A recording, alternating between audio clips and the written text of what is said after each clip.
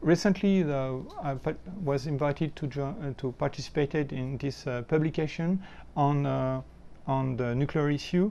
It's most of the articles are written by Japanese former engineers of nuclear plants, and I was invited to write an article about Japan and Taiwan because 10 years ago, after my PhD, I did a postdoc research in Japan on the nuclear plants, mainly at Fukushima 1, the very nuclear plant at stake now.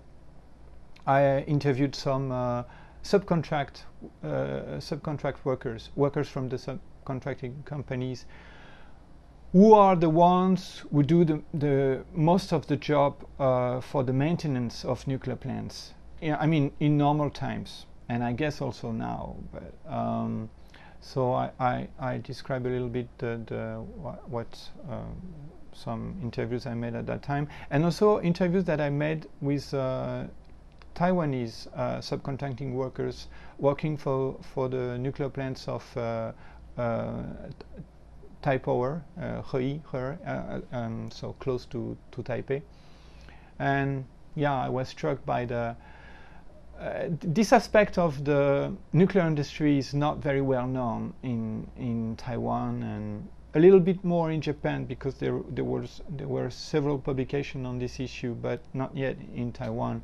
And so very few people know what's going inside the nuclear plants. And I think it's important because the threat does not come only from outside. I mean, we are really under the threat of seismic risk in Taiwan, I mean, just like Japan. But there is also a risk, a big threat within the nuclear plants, because there are a lot of troubles with the maintenance of those plants. I think, as the worker I interview stress on, one of the biggest problem is that the maintenance periods is the duration is smaller and smaller. When I did this interview 10 years ago, it used to be like between 45 and 50 days. They would stop the reactor and to replace the fuel rods, and they would take this opportunity to check all the water pipes around the reactor, because yeah, a nuclear plant is not only the reactor, you know. That's as I think everybody understands now through the catastrophe of Fukushima. The catastrophe comes from the cooling system, right? And the cooling system means there are a lot of water pipes. So those water, like I heard maybe something like 1,000 kilometers of water pipes altogether, you know, around the nuclear plants, around the reactor. So you have to check this regularly to be sure that there is no holes. Actually, it happens sometimes. There is holes in those pipes. So you have to check and to repair.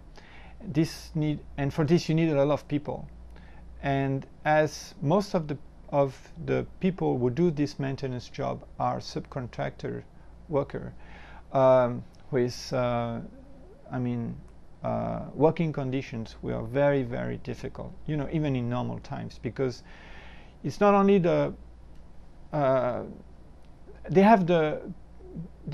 they face the problem that most workers in this sort of plants are faced too, but in addition they have to face the problem of radiations. So they have to use very uncomfortable suits and to wear full mask, which make the whole task very difficult. So because for reducing the cost of the maintenance period, the electricity company reduced the period of the maintenance, and you have a lot of workers going into the plants for this maintenance period, and you know it multiply the risk of accidents, because a lot of people come in at the same time and they need to be at the same spot for different sort of reparation, but this will create a lot of troubles. This is mainly the biggest problem, the reduction of the maintenance period.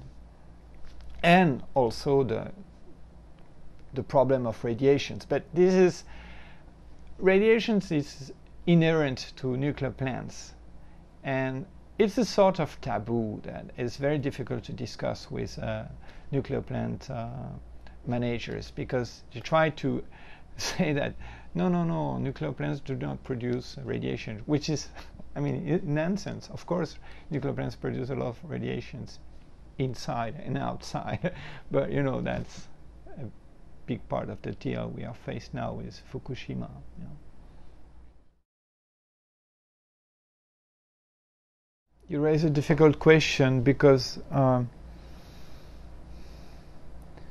you know, I try to understand the risk at stake. It's difficult to put, you know, you're asking me a question of justice. Who should feel responsibility?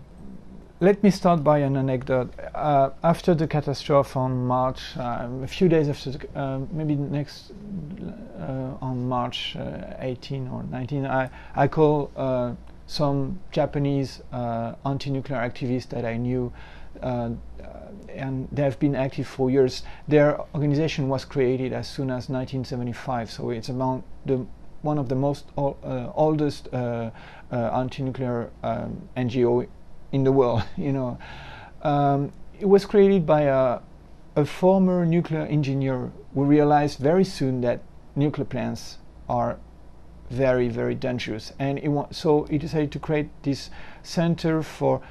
This is in English. It's a Citizen Nuclear Information Center.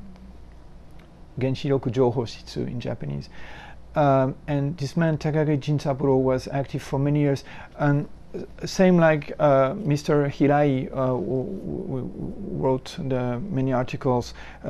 There's not many, but quite a lot of former nuclear engineers who became concerned about this. So it's not that in Japan people were not informed. There was a very good quality of information about the risk, and especially on the seismic risk, the risk of earthquake and tsunami. About there was already a lot of articles and even books on this issue, but the industry didn't care, the government didn't care. So, you know, you could say also the Japanese population at large didn't care about this. So, but it's changing now because of this. You know, there is something weird in Japan with the nuclear, is that although they had the experience of Hiroshima and Nagasaki, yeah, you can ask why the only country in the world which was the victim of nuclear bombs developed so many nuclear reactors. It's something strange. So I can't make the whole story. It's very complicated, and I'm not sure I'm very competent myself. But what I understood is that maybe there was a linguistic term, a linguistic turn in Japanese between, for example, in Taiwan. Either it's nuclear plant or nuclear bomb with 我们就用核, so 反核 is anti-nuclear, or 核电厂 is nuclear plant, and you can use it for anti-nuclear plants or anti-nuclear bomb. It will be the same. In Japanese, there was a distinction that was created by, I think, the nuclear lobby in the 1950s and 60s. Using the slogan of "Atom for Peace," we will be using "Atom for Peace." We will convert the nuclear energy into nuclear bomb into nuclear energy, and you know it worked. And Japanese, after that, we distinguish the hankaku is against the nuclear bomb, and hangenpatsu against the nuclear plant. You know, as if it was atom and nuclear was something different. But basically it's the same energy. So the energy that produced Hiroshima and Nagasaki is the same energy that produced the Fukushima disaster, basically. So, it makes the whole issue of responsibility much more complicated. It's a long story, and it's so ironical that the both disasters happened in Japan. I mean, of course, there was Chernobyl and 3 Mile Island before, and so many accidents that we never heard about in many countries, in France. Not that big, but still, yeah, I was shocked a few days after the Fukushima disaster when one of these Japanese activists told me, "Oh, I feel guilty, because we should have done more to make people more sensitized about." I say, look, you work for so many years about this, and you try your best to make people feel concerned about this issue. It's not your fault so I was shocked that, those who I think are most innocent because they work very hard to sensitize other people are the ones who feel guilty. And maybe those who are really responsible just say, "Oh, I'm sorry," but I wonder how much they really feel sorry for what they have done.